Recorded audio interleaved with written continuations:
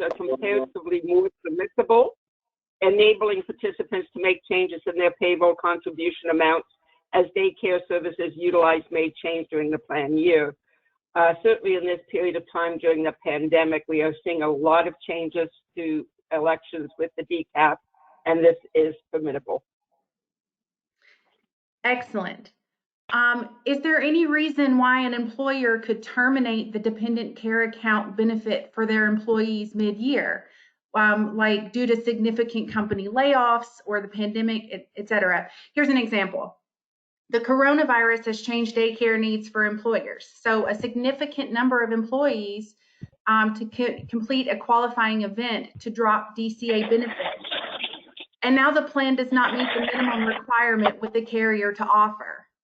Michelle's doing a webinar. The answer to this is, first thing is check with the carriers. The carriers are quite often waiving their minimum requirements at this time. So always check with the carrier. Second, yes, an employer can always terminate a plan mid-year for business purposes and whether or not it's affordable. However, we always caution against this, and the first course of business would be to check with the carrier. That makes sense. I just want to remind any people that anyone who's recently joined us, if you are able to go ahead and mute yourself, that way we'll cut down on as much background noise as possible. Question number 3, what if a person put a lot into their FSA and like to plan for a medical event such as a surgery? And now, of course, due to the pandemic, the surgery's been canceled. What can be done? Can we stop the deductions or lower the amount taken out of their pay? Kacy, we've certainly seen a lot of this, especially with plans that are coming up for renewal and were not calendar year plans. But to date, we haven't received any formal notification or directives from the federal authorities specifically regarding the FSA and allowing a reduction in contributions or increase in carryovers. However, our belief is that the federal agencies are so overwhelmed and necessarily focused on other priorities, and consequently, they haven't gotten to all the technical parts regarding the FSA. That being said, based on all other actions of our federal government during the onset of this pandemic, we believe that common sense flexibility is the acceptable course of action, with the goal of keeping and not hurting employees or employers who are trying to do the right thing. However, because we don't have any formal guidance at this point, there's always a risk, no matter how low that risk may be. So each client will have to determine their risk tolerance and whether or not they want to do this. There are 4 things that MedCom does suggest, though. First off, you can always amend your plan documents to extend the run-out period if you would like to allow employees more time to split their claims from the prior year. Second, you can amend your plan to add a grace period to give employees up to an additional 2.5 months to spend their funds if you do not already have the grace period. This is always an option for the FSA and DCA plans. Third, you may amend your plan to add an FSA rollover up to the $500 if your plan does not already have one, which will allow funds to roll over into the next plan year to avoid minimum potential forfeitures. However, as we see with those that are on a non-calendar year basis now, and what we are saying, and it comes with a little bit of a risk, but you might potentially allow on a case-by-case basis employers to roll over more than that $500, depending on the facts and circumstances. Please know that this option could later on potentially result in tax income to the employee, but at least they would not lose their election. The last is not currently approved by the IRS, but we believe that it will be defensible, especially for non-calendar year plans that are ending soon. For plans that are based on a calendar year, I would say that we're not quite there yet, so hang tight as the surgery may occur later in the year. Eventually, this pandemic will pass and we will all get back to normal. But we do believe that the IRS is going to make some adjustments and will not heavily enforce some of the rules that are already in place. Excellent. Just make sure, again, once again, probably the last reminder I'll put out there to make sure everyone could probably mute themselves if at all possible. That would be very helpful on cutting down any of the background noise. Question number 4. Groups with 5-1 renewals are concerned that employees will make health plan elections based not on their healthcare needs, but rather on cost, enrolling in the lowest cost plan option their employer provides. Some of the employees may meet mid-year election change criteria per Section 125, but others may not. Do we anticipate some leniency to allow mid-year election changes? This is a tough situation. It certainly is. And again, at this stage of the game, we don't have any guidance, but we do believe that some of the rules will relax in 2020. But obviously, it's not a guarantee in the scenario that you provided. And certainly employee education at open enrollment, which you will be coming up to soon with a 5-1 renewal, is absolutely key.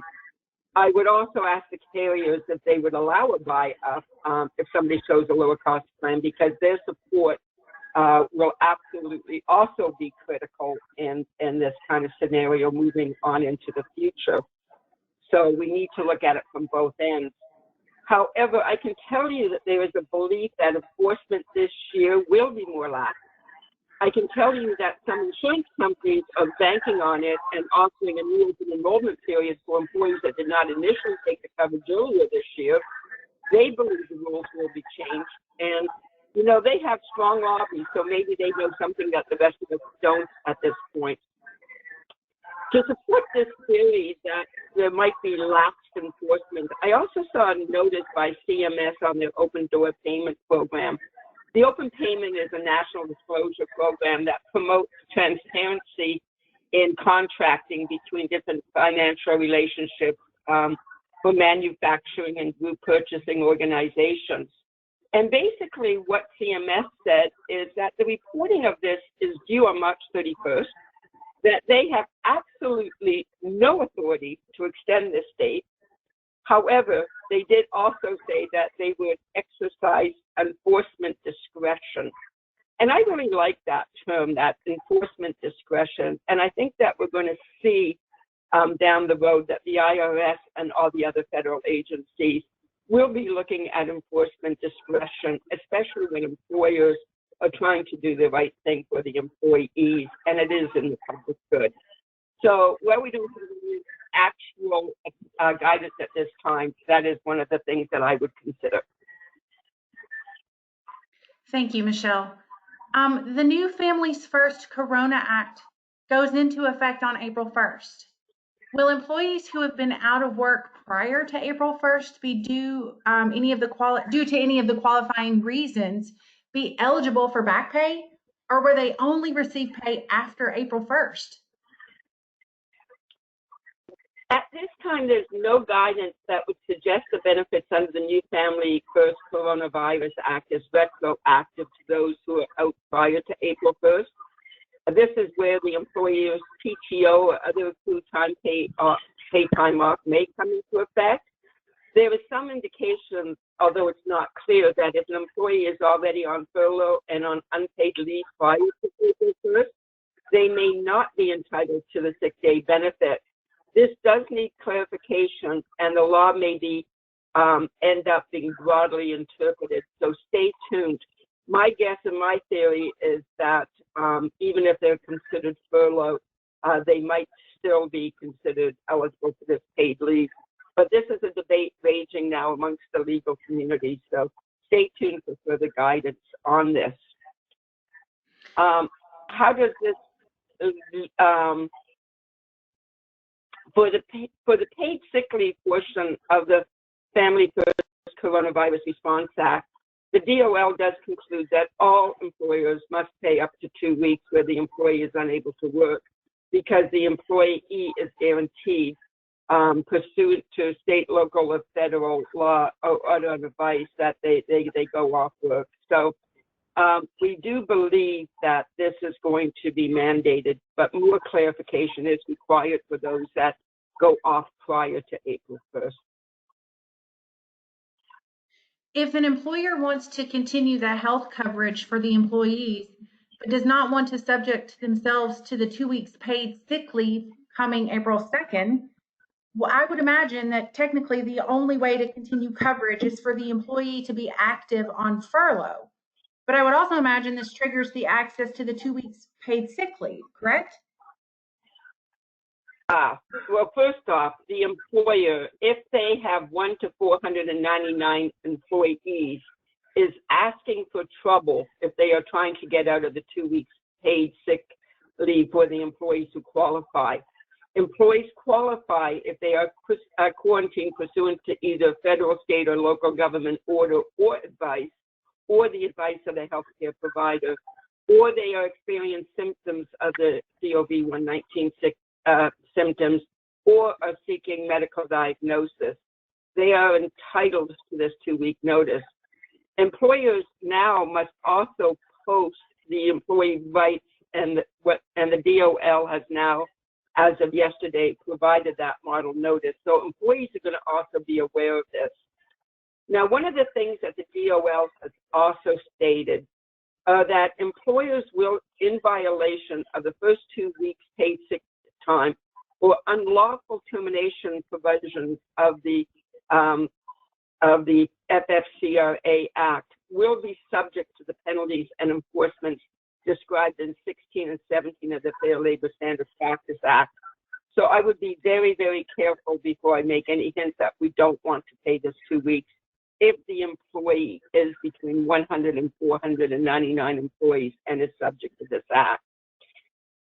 In addition, I do want to let the individuals, companies know that who are subject to this act between 1 and 499 employees is that there is really no downside to paying for the 2 weeks of paid sick leave. Covered employees qualify for a dollar-to-dollar reimbursement through tax credits for all qualifying wages paid under the FFCRA, and qualifying wages are those paid to an employee who takes leave under the Act for a qualifying reason, up to the appropriate per diem and the aggregate payment caps.